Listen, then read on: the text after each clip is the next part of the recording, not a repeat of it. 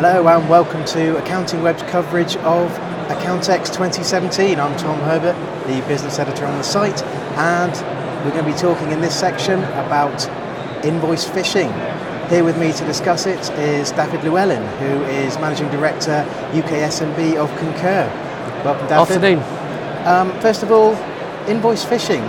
Could you just give us in a couple of sentences a quick description? Yeah, so it's a bit of a worrying trend, but it relates to electronic invoices of very, very low value, but very convincing electronic invoices being sent to organisations.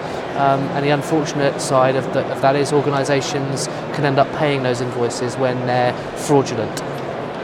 Right, who's sending out these invoices? Yeah. Well, it's really unscrupulous organisations, and sometimes they can be offshore, and they're very, very clever. They make the electronic invoices look really legitimate. We don't know how, but they can find employee names who work in the organisations to make them look even more authentic. Is that through things like LinkedIn? I guess so. The internet is a powerful thing these days, and what you can find out about people on the internet. And literally these invoices come through, they can be low value, they can be high volume, and the problem is in a world where they get paid, it's a paper-based process to get them paid, they're very difficult to spot, and quite frankly organisations can end up paying for those invoices when they shouldn't be and they're losing money. So I suppose they're low value because there'll be a sort of approvals process above a certain point. Yeah, most organisations, and it does depend, will have a pre-approval process, well that's a PO process, before goods are ordered. But it's rare that an organisation for very small, low-value items would use that process. So that's why they know that, and they send through these very, very low-value invoices. And if you're using paper to process them, it's very, very difficult to spot. Are they targeting particular sectors or organisations? Well, I think they're targeting all organisations, but this shows how unscrupulous they are. There's a trend in the charity sector. So we work with a lot of charities, and one in particular has spotted this significant challenge, and no matter how much extra care they were putting into the whole process, we're still seeing these invoices and very convincing invoices coming through. And I think it's important to remember finance are busy.